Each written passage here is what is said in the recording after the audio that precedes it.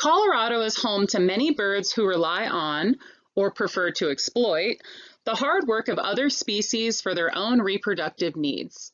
The majority of these birds are cavity nesters, and they're on the quest for a small, cozy, enclosed nesting hole where they can simply bring in their own nesting material, redecorate, and begin raising their young.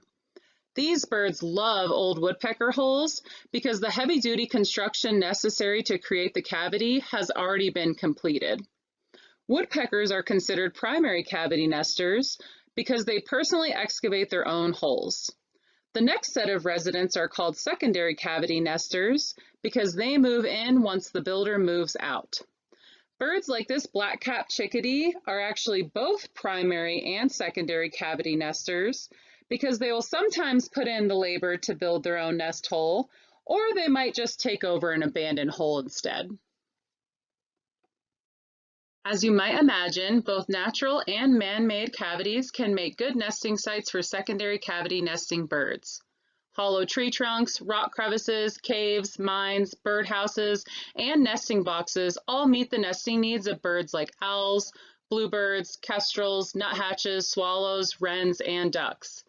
For the birds performing the initial construction and boring out nesting holes in tree trunks and branches, dead and fungi-infected trees soften the wood and provide for easier excavation. While it may be tempting to remove dead and decomposing trees from your property, they make for ideal apartment living for these types of birds, and you should consider relocating them instead. In Colorado, it has been shown that when the number of rotting and fallen trees in a forest goes up or down, the number of house wrens in that area also goes up or down. This demonstrates the importance of dead trees on giving cavity nesting birds like the house wren a place to call home. A great example of a Colorado primary cavity nester would be this red-naped sapsucker. They bore nesting holes in live and dead willow and aspen trees and are often observed employing the knock test with their beaks to determine if the tree is healthy and solid or infected with heartwood fungus and soft. Red-naped sapsuckers excavate new cavities each breeding season that become home to more than 7 other species of birds in Colorado alone. 2 examples of Colorado secondary cavity nesters are the European starling and the tree swallow. Both of these birds cannot excavate their own nesting cavities and rely on primary cavity nesters to bore out a safe place for them to raise their young. Much like Colorado real estate, these pre-owned holes are a hot commodity. European starlings are known to aggressively outcompete and take over nesting cavities already inhabited by other secondary cavity nesting species. This is such a huge problem for tree swallows that they will try to avoid territories where European starlings nest altogether.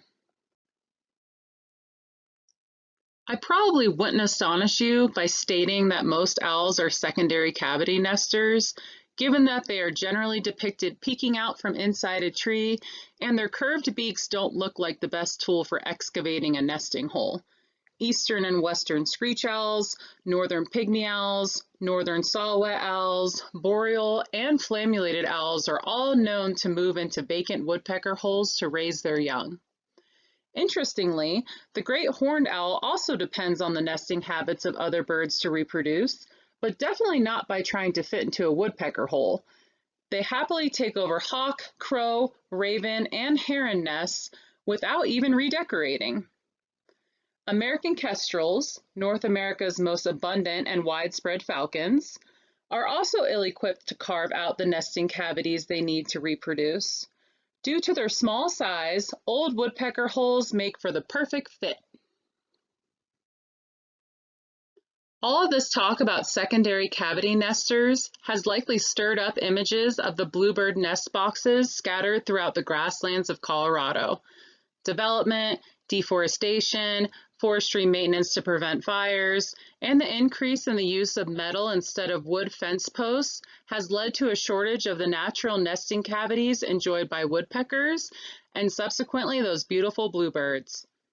This lack of dead trees and rotting wood has contributed to a decline in their populations, and the strategic placement of the nesting boxes gives them an alternative nesting site.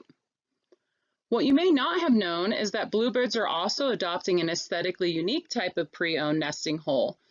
These mud-based and gourd-shaped cliff swallow nests on the bottom left are also becoming a bluebird breeding home. Even more bizarre are ducks nesting in trees. Surprisingly, common mergansers also nest in abandoned woodpecker holes up to a mile away from water and as high as 100 feet off the ground.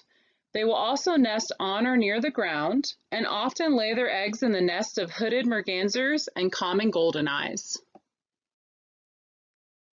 Thanks for joining me today, and I hope the next time you're out birding, you're pleasantly surprised by who's actually living in that hole in the tree. Happy birding!